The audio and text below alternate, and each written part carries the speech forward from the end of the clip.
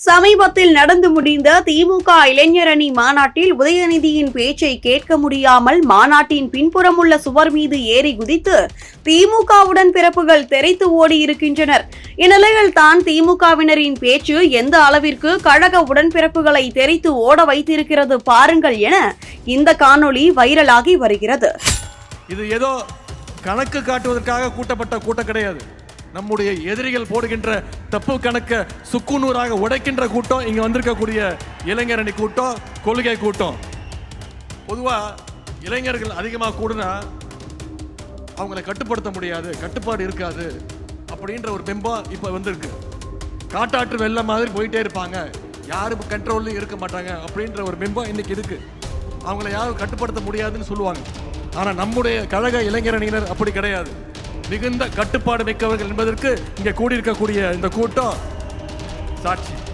தமிழ்நாட்டில் 2026க்கான சட்டமன்ற தேர்தல் அடுத்த ஆண்டு ஏப்ரல் மாதத்தில் நடைபெற உள்ளது.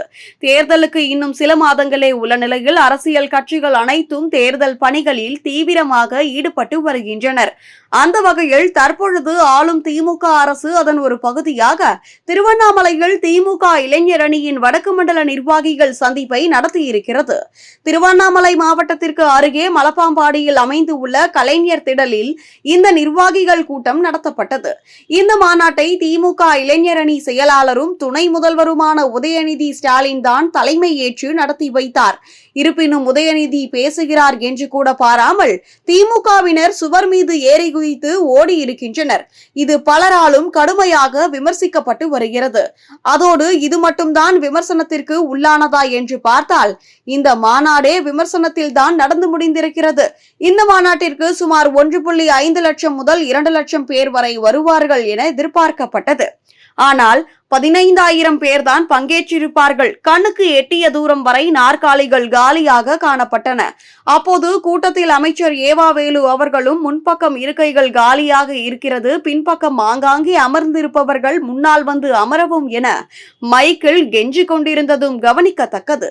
அதோடு முதல்வர் ஸ்டாலின் பேசும்போதும் காலி சேர்களோடு தான் உரையாடி கொண்டிருந்தார். மாநாட்டு திடலுக்குள் இதுபோன்ற குளறுபடிகள் நடந்து கொண்டிருக்க குடிமகன்கள் மாநாட்டிற்கு வந்திருப்பதையே மறந்து அரசுக்கு வருவாய் ஈட்டி தரும் விதமாக மது விற்பனையை ஜாம் என நடத்தி கொண்டிருக்கின்றனர்.